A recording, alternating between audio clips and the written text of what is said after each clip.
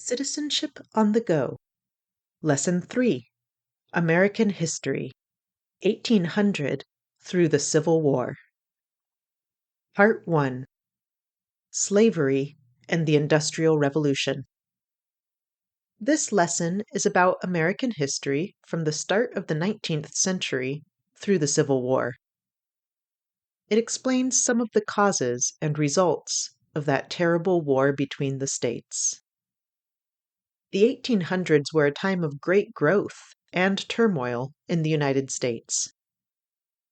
In the 19th century, the Industrial Revolution brought major advances in the kinds of technology available to people living in the US, transforming the economy and changing social norms throughout the nation. As this was happening, the United States began expanding on the map. As the US government pushed the nation's borders farther and farther west, the American armed forces came into conflict with the militaries of other nations, and the United States fought its first official international wars.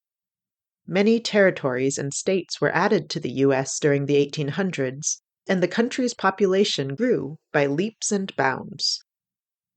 Throughout all of these developments, disagreements among Americans over the issue of slavery grew more and more pronounced. The problem of slavery divided popular and political opinion in the United States to the point that the country finally entered a civil war.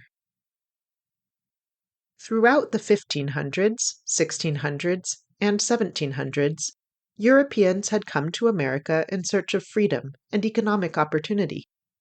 At the same time, however, tens of thousands of people from Africa were brought here and forced to work without pay or rights of any kind. These people were called slaves, and the business of kidnapping and selling people into forced labor was known as the slave trade.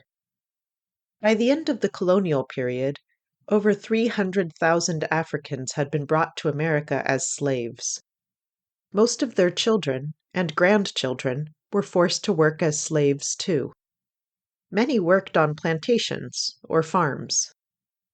This painting depicts enslaved people working on George Washington's farm in Virginia. In Washington's day, there were around 700,000 people working as slaves in southern states like Virginia. During the same period, in northern states like Connecticut, there were around 40,000 enslaved people.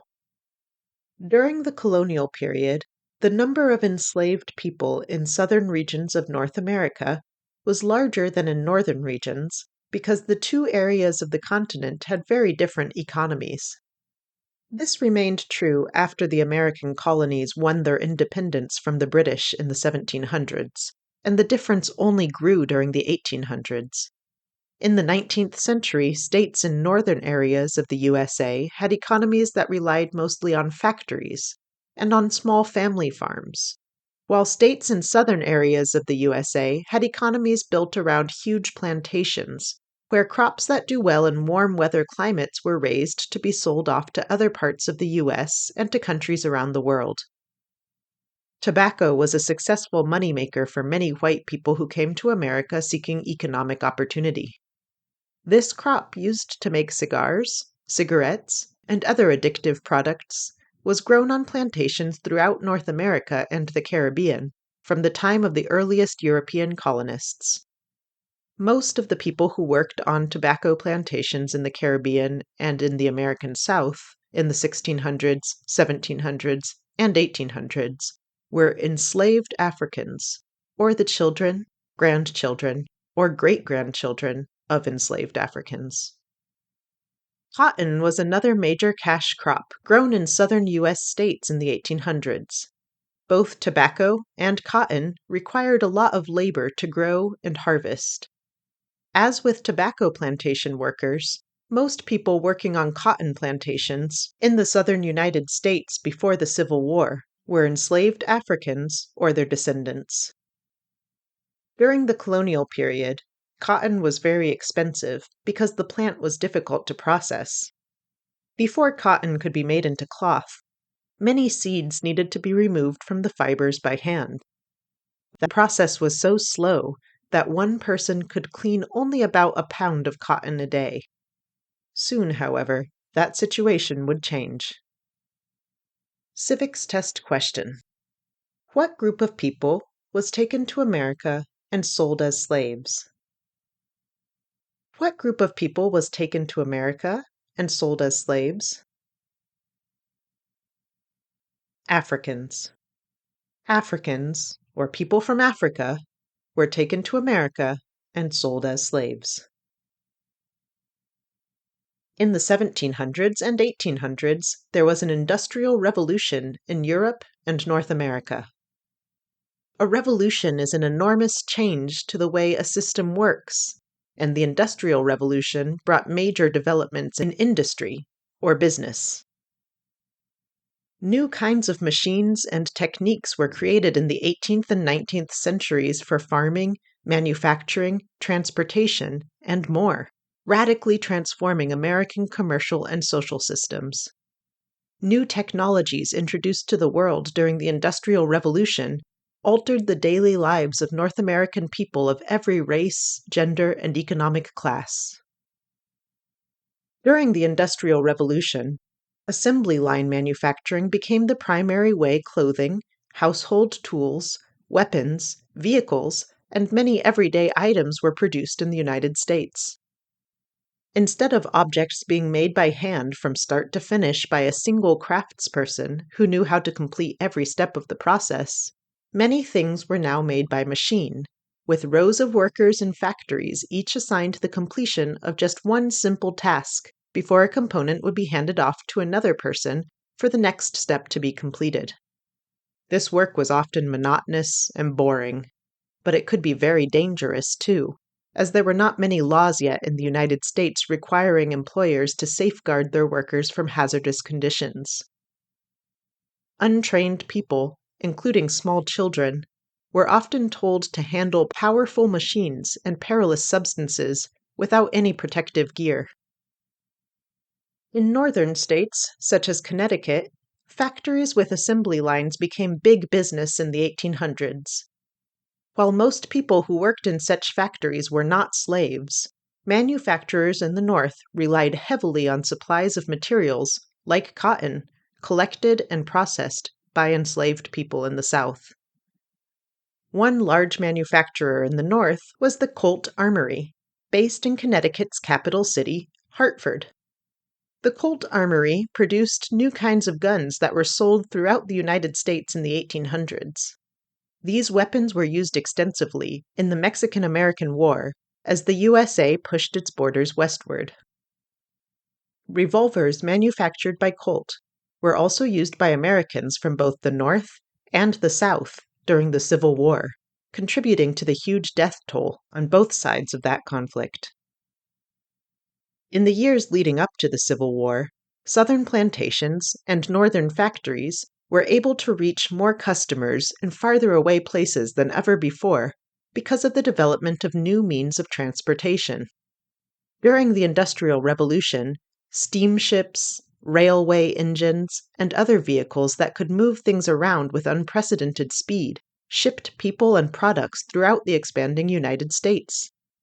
Along with other machines invented during this period, motorized transports like steamships contributed to the geographic and economic growth of the United States in the 1800s.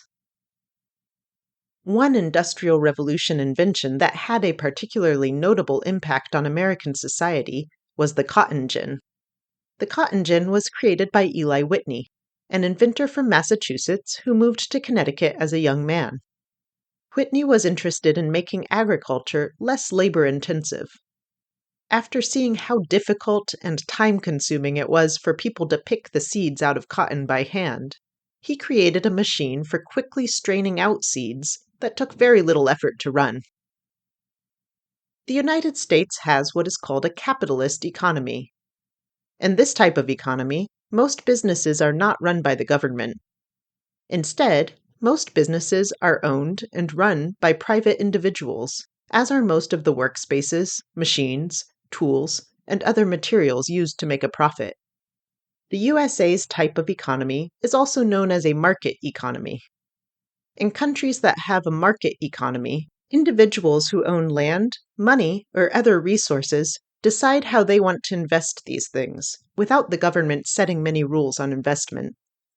If one business idea doesn't seem to be working out, investors can try something different. In America's capitalist, or market economy, Eli Whitney's cotton gin had a huge impact on what wealthy landowners in the South decided to do with the resources they had. It influenced business owners in the South to make very different decisions from business owners in the North, increasing economic differences between the two regions of the United States.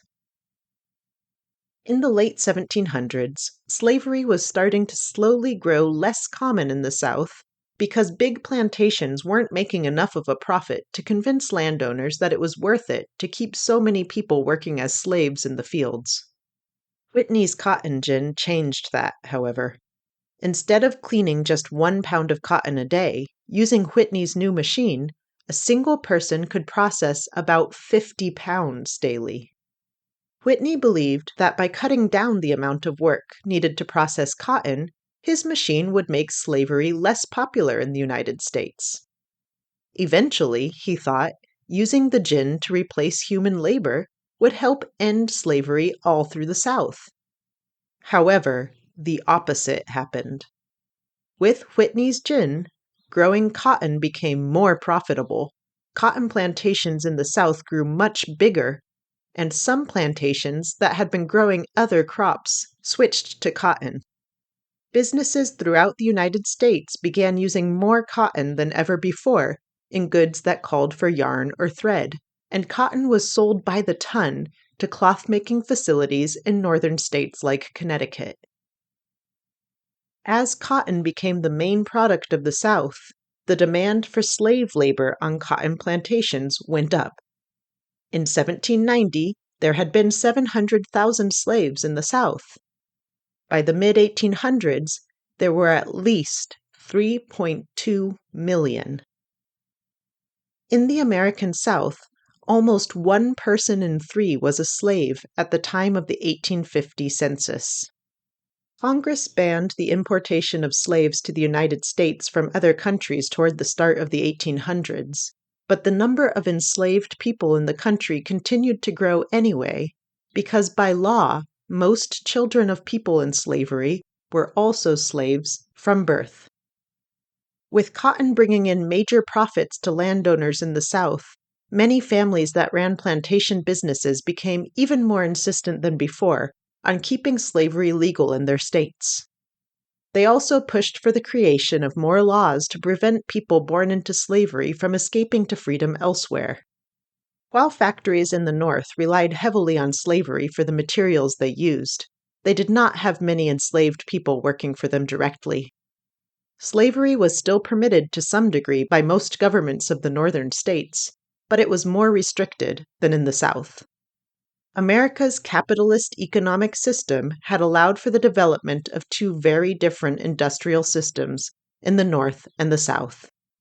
In the 1800s, most plantation owners felt slavery was necessary to the survival of their economy, but business owners in the North didn't feel as strongly that they needed slavery to make a profit.